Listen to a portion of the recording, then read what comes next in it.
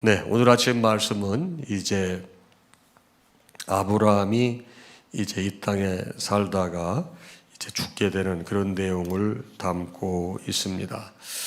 자, 오늘 말씀해 보니 1절에 아브라함이 이제 후처를 맞았다고 그랬습니다.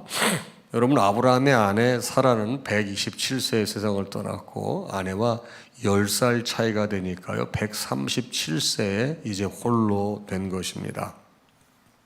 그런데 137세에 홀로 된 아브라함이 바로 후처를 맞았는데 그 후처의 이름이 그두라가 되겠습니다. 자, 1절에 보게 되면 그의 이름이 그두라라 쭉 이렇게 났는데 아브라함은 후처 그두라에게서 6명의 아들을 낳게 됩니다. 자, 5절을 보겠습니다. 5절에 보니 이제 6명의 아들이 있었는데 5절에 보니 아브라함이 이삭에게 자기의 모든 소유를 주었고, 그두라에게 6명의 아들이 있었지만 아브라함은 자기 아들 이삭에게 자기의 모든 소유를 주고 6절, 여기 중요한 내용이 나와 있습니다. 자기 서자들에게도 재산을 주어. 그 다음 말씀, 자기 생전에, 그러니까 자기가 죽기 전에 일을 정리하는 거예요. 자기 생전에 그들로 하여금 자기 아들 이삭을 떠나 동방 곧 동쪽 땅으로 가게 하였더라. 자, 아버지가 죽고 나면 형제들끼리 갈등이 생길 수가 있죠. 그래서 모든 재산을 이삭에게 주고 또 그두라에게서 낳은 아들 6명들에게도 적지 않은 재산을 주고서 자기가 살아있을 때 바로 이삭과 함께 있지 않게 하고 다른 곳으로 이주하게 했다는 말입니다. 자, 7절 되겠습니다. 이제 아브라함이 175세입니다. 여러분, 아브라함이 자기의 열조로 돌아갔을 때 나이가 175세가 되겠습니다. 8절, 그의 나이가 높고 늙어서 기운이 다하여 죽어 자기 열조에게로 돌아가매 바로 그의 아들인 이삭과 이스마엘이 아버지 아브라함을 바로 막벨라 굴에 장사했다고 그랬습니다. 여러분, 이 막벨라 굴이 어떤 굴이죠? 여러분, 우리 봤지만 이 막벨라 굴을 값을 치르고 샀잖아요. 아브라함이 워낙 그 리더십이 있고 그 지역에서 선한 영향력을 끼쳤기에 그 땅 주인도 그렇고 그 지역의 사람들도 그렇고 어떤 땅이든 취해도 괜찮다. 근데 이제 아브라함이 원했던 땅이 있었는데 그것을 그냥 가지라고 땅 주인이 얘기합니다. 그럼에도 불구하고 그 돈을 넉넉히 치르고 그 땅을 사게 됩니다. 거기에 바로 막벨라 굴에 자기 아내 사라가 먼저 있는 곳에 아브라함도 장사가 됩니다. 그리고 아브라함이 죽은 후에 이삭에게 하나님께서 복을 주셨다고 그랬어요. 하나님의 복이 여러분 이렇게 영적 유산으로 가시는데 이삭은 그때 어디로 가는가 하면은 브엘라 헤로이 근처에 거주하게 되었다 이 말이에요.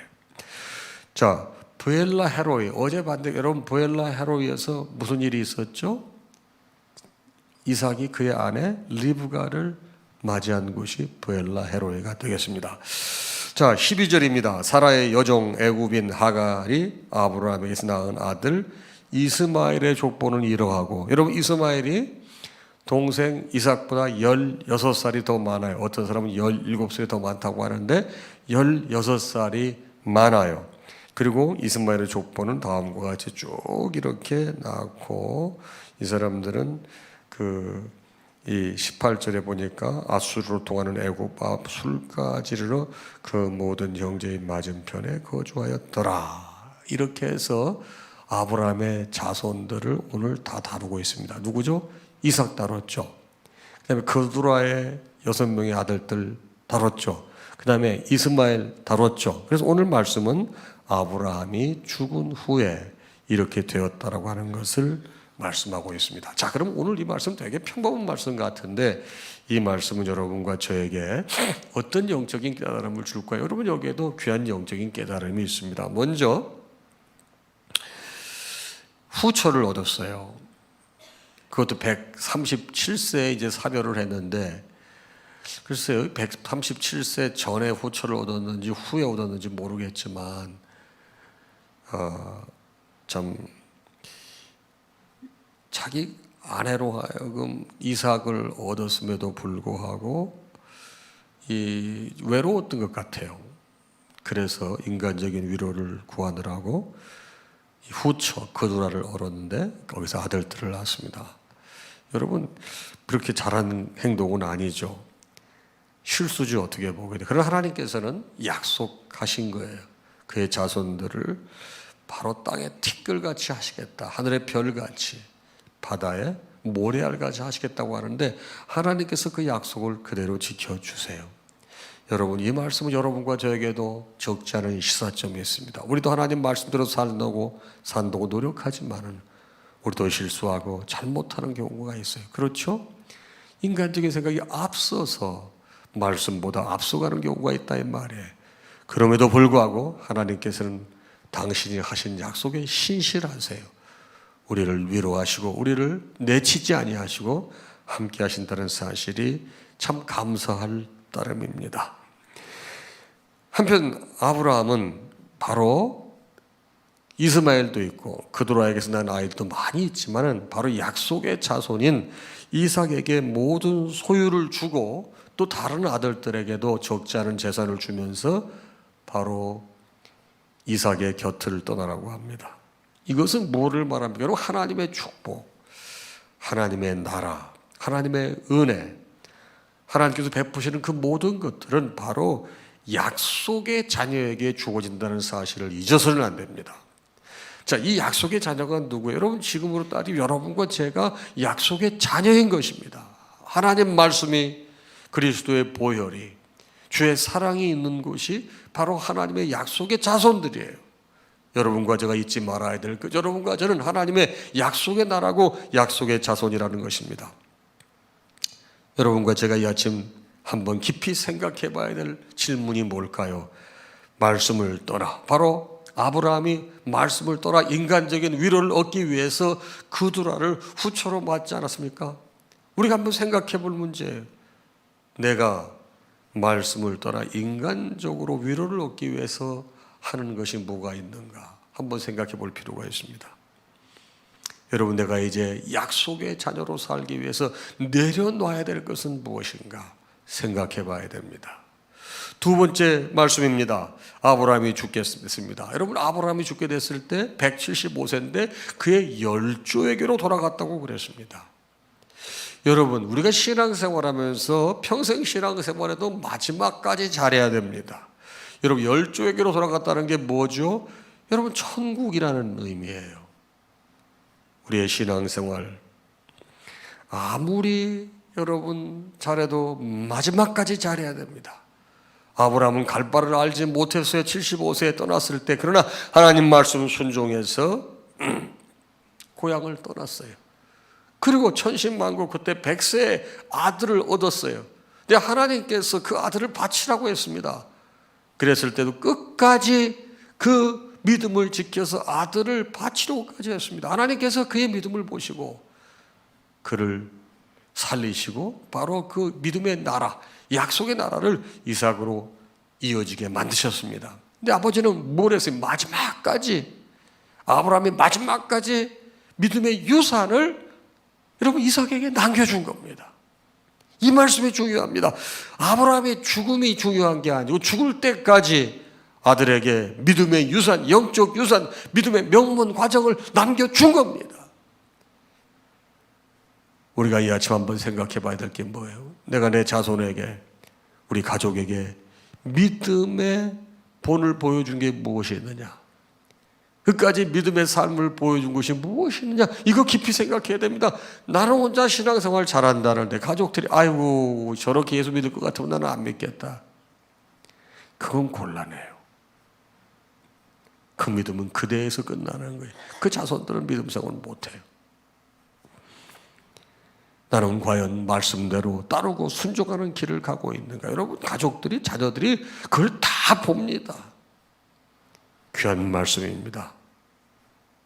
사랑하는 성도 여러분, 마지막까지 믿음의 본을 보일 때 그 믿음이 자녀에게 이어지고 하나님의 약속의 나라가 그에게 이어지는 것입니다. 이 아침에 우리에게 주시는 말씀에 마지막까지 주의 힘 의지해서 신앙생활을 잘해야 돼요. 여러분 야곱이 그렇게 여러분 흠이 많은 사람임에도 불구하고 야곱의 자손 12명이 이스라엘 지파의 12지파가 되는 이유가 뭔 줄 아십니까? 그렇게 흠이 많고 여러분 참 험난한 세월을 사는데도 불구하고 이 사람은 마지막까지 예배 중심의 삶을 산 사람이에요. 마지막까지. 여러분 예배 중심의 삶이 무엇을 의미하는 겁니까? 하나님 의식하고 사는 거예요. 하나님과의 교제를 소망하고 사는 게 예배의 삶인 겁니다. 사랑하는 성도 여러분, 마지막까지 예배에 성공하시기 바랍니다. 이것이 하나님의 은혜가 머무는 방법이에요. 그래서 하나님의 교회에서는 예배 생활이 중심이 돼야 된다. 그래서 저도 우리 교회 모토가 오직 예수, 오직 예배, 오직 천국 신앙 아니겠습니까? 마지막까지 주님 만나기에 열심을 내시고 주님 교제에 열심을 내시고 여러분 예배를 통해서 우리가 늘 영적 여러분 튜닝이 돼야 된다는 말씀이에요. 마지막 말씀은 뭡니까? 이스마엘의 족보를 줬어요. 이스마엘 족보. 근데 여러분 아브라함도 그렇고 사라도 그렇고 하나님의 약속은 분명히 내 후손이 하늘의 별같이 바닷가의 모래알같이 티끌같이 많을 거라고 말씀하셨는데 기다리지 못하잖아요. 기다리지 못하고 결국 자기의 몸종 애굽 출신 하갈을 바로 아브라함에게 줍니다. 아브라함도 확신이 안 선 거예요. 그래서 그 열을 취해서 이스마엘을 낳습니다. 그러나 이스마엘은 하나님께서 약속하신 자녀가 아니에요. 그래도 하갈이 쫓겨났잖아요. 이스마엘과 쫓겨났을 때 너무 안타까울 때 바로 그게 부엘라 헤로입니다.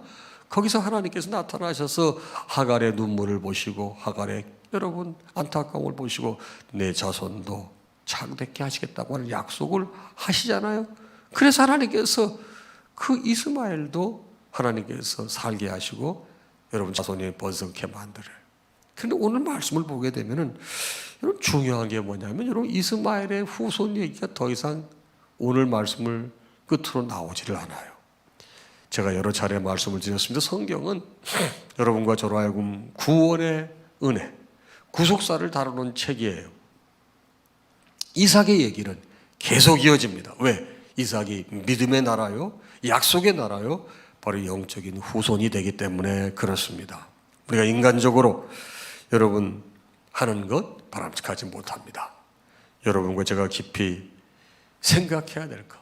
내 가족이, 내 주변의 사람들이 세상에서 이름나는 것에 여러분 우리가 관심 갖기보다는 여러분 구속사에 그 이름이 올려지기를 노력하는 내가 구원의 가족이 된다고 하는 여러분 거기에 여러분 관심을 갖는 게 매우 중요합니다. 여러분 예수 안에도 명예가 있습니다. 여러분 예수 안에도 이름이 드러날 수 있습니다. 그 예수 안에 이름이 드러나고 예수 안에 이름이 있을 때 오래 가는 거예요.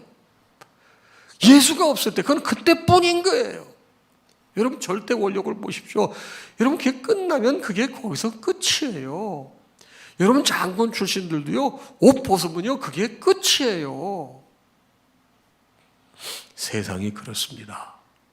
그러나 여러분 주의 나라는 그렇지 않습니다. 사랑하는 성도 여러분, 오늘 말씀 우리가 잘 생각하며 여러분 이삭을 생각하는 거예요. 그드로의 6 여러분 아들들 또 이스마엘도 있지만 여러분 믿음의 나라, 약속의 나라, 영적 여러분 유산은 어디로 흘러가요?